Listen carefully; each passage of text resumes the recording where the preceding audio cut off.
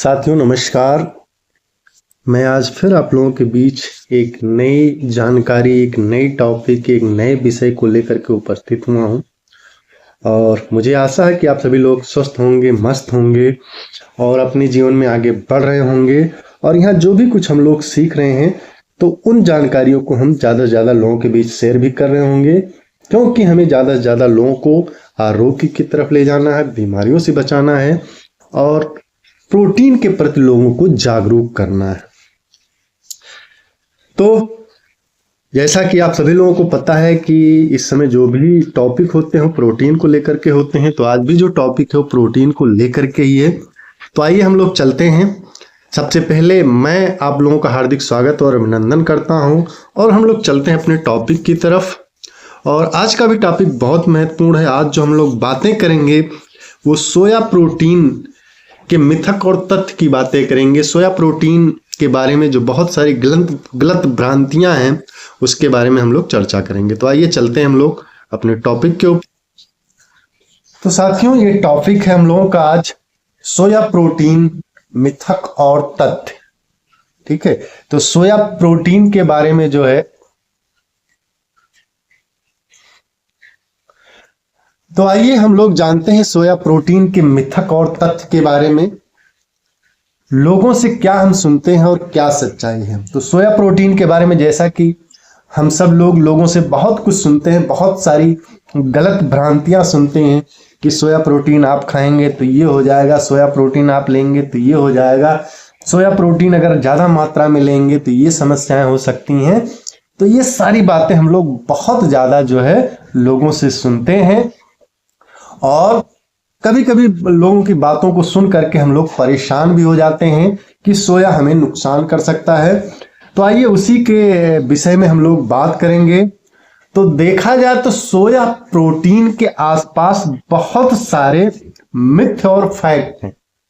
यानी soya protein के आसपास, जब सोया प्रोटीन की आप बात करेंगे तो उसके आसपास बहुत सारे मिथ यानी बहुत सारी गलत धारणाएं और बहुत जो है फैक्ट, सत्य चीजें हैं।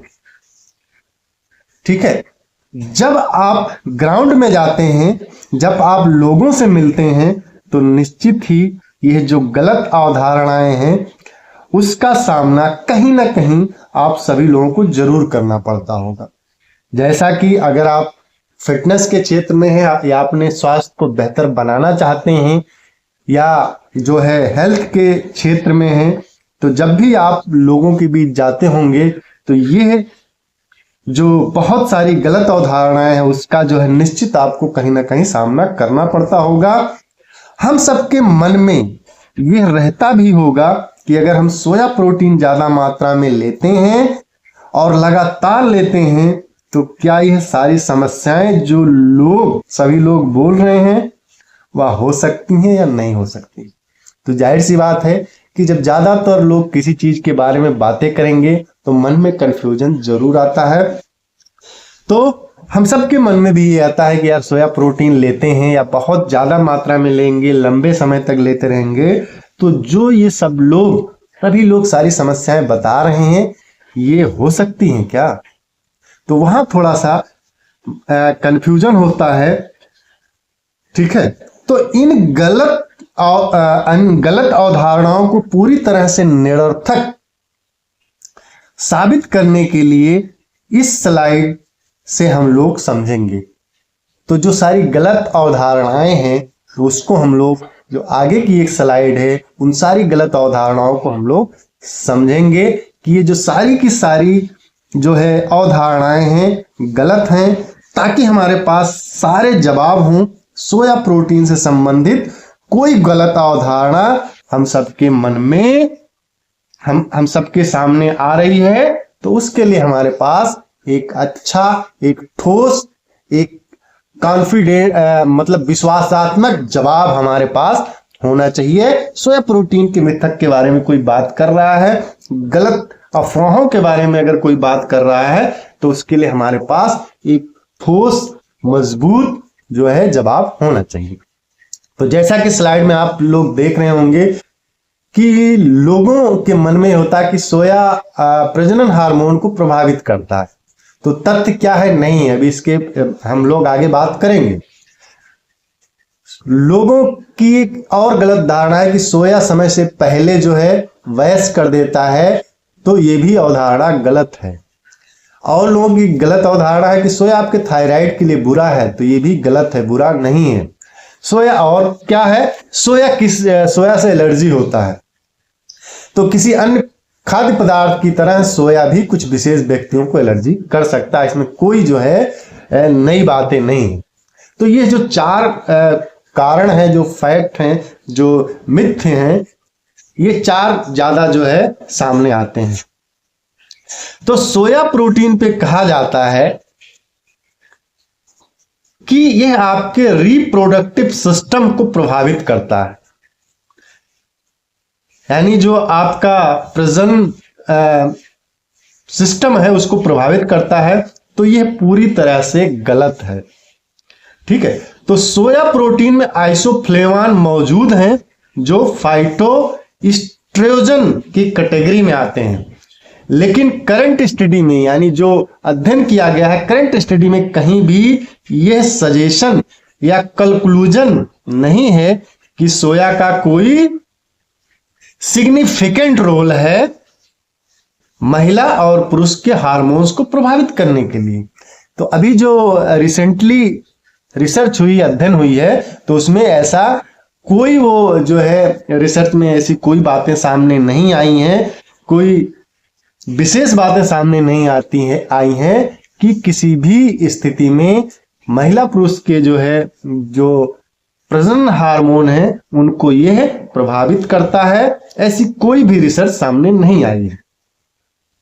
दूसरी चीज आपने सुना होगा कि अगर हम सोया प्रोटीन लेंगे तो हम जल्दी वयस्क हो जाएंगे, हम यौवन में प्रवेश कर जाएंगे। ये भी बिल्कुल गलत अवधारणा है। तो ये भी जो अवधारणा है बिल्कुल गलत अवधारणा है।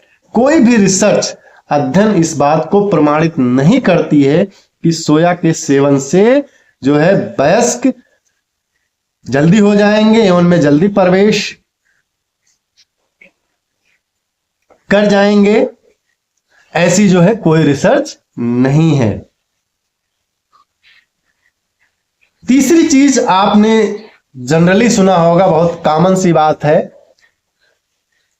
कि सोया आपके थायराइड ग्रंथि के लिए बुरा है, खराब है। तो मैं यहां पर एक बात समझा दूं कि जो भी जिसके पास एक हेल्दी थायराइड ग्रंथ है, जिनको थायराइड की समस्या है, उनको तो निश्चित ही उन्हें डॉक्टर से जो है सलाह लेनी चाहिए। लेकिन जिनकी भी थायराइड ग्रंथि हेल्दी है, जिनके थायराइड वैल्यू बिल्कुल ठीक है, उनके लिए किसी भी रिसर्च अध्ययन में यह साबित नहीं हुआ है कि सोया एक हेल्दी थायराइड के लिए बुरा या खराब विकल्प। तो जो भी अध्ययन हुए हैं उसमें जो है कहीं ये नहीं बताया गया है कि जो है सोया प्रोटीन थायराइड ग्रंथि के लिए बुरा या खराब है। ठीक है, जिसकी थायराइड ग्रंथि स्वस्थ नहीं है, हेल्दी नहीं है, उनको तो डॉक्टर से सलाह लेकर के ही जो है लेना है। बाकी जिनकी हेल्दी थायराइड ग्रंथियां हैं उनके लिए ऐसी कोई रिसर्च नहीं है, तो उनके लिए कोई बुरा खराब नहीं है। अगर आपका थायराइड हेल्दी है तो सोया का उस पर कोई विपरीत प्रभाव नहीं पड़ता है। अगर आपकी थायराइड ग्रंथि हेल्दी है, स्वस्थ है, तो सोया का उस पर कोई विपरीत प्रभाव नहीं पड़ता है। और चौथी चीज, आप सभी लोग बहुत ही कॉमनली सुना होगा, बहुत ही जो है आप कह सकते हैं प्रचलित सुना होगा कि सोया से एलर्जी होता है। लेकिन एक बात मैं यहां फिर बता दूं कि सोया का जो एलर्जी का जो प्रतिशत है, यानी सोया में जो एलर्जी का प्रतिशत है, तुलना में दूध या नट्स से बहुत कम प्रतिशत है। यानी दूध और नट्स से जो एलर्जी होती है उसकी तुलना में सोया में बहुत कम प्रतिशत है। जिसको सोया से एलर्जी निश्चित ही होती है, उनको सावधानी बरतनी चाहिए। यानी जिसको सोया से निश्चित एलर्जी होती है उनको सावधानी बरतनी चाहिए, लेकिन सोया एलर्जी का प्रतिशत बहुत कम है और इसको कुछ हद तक डाइजेस्टिव सिस्टम को सही करके कम किया जा सकता है। लेकिन जिनको निश्चित सोया से एलर्जी प्रमाणित है उनको सावधानी बरतने की जरूरत है। यानी जिनको जो है सोया से एलर्जी डॉक्टर ने प्रमाणित कर दिया है कि भैया सोया से एलर्जी होती है, तो उनको सोया के सेवन से बचना चाहिए। तो आज के लिए इतना ही। मुझे आशा है कि इसमें दी हुई जानकारी आप लोगों को अच्छी लगी होगी, बेहतर लगी होगी। तो चैनल को आप सब्सक्राइब कर लीजिए, जिससे आपको ऐसी बेहतर जानकारी आपको मिलती रहे, और नोटिफिकेशन को ऑन कर लीजिए, जिससे कि आपको जब भी नई वीडियो डले तो आपके पास पहुंचती रहे। और दूसरा, इसमें जो भी जानकारी हम लोग ले रहे हैं उन जानकारियों को हमें ज्यादा से ज्यादा लोगों के बीच शेयर करना है, बताना है, ताकि ज्यादा से ज्यादा लोग स्वस्थ रह सकें, आरोग्य रह सकें। तो आज के लिए इतना है, फिर मिलते हैं एक नए वीडियो में नए टॉपिक के साथ। तब तक आप सभी लोगों का बहुत बहुत धन्यवाद।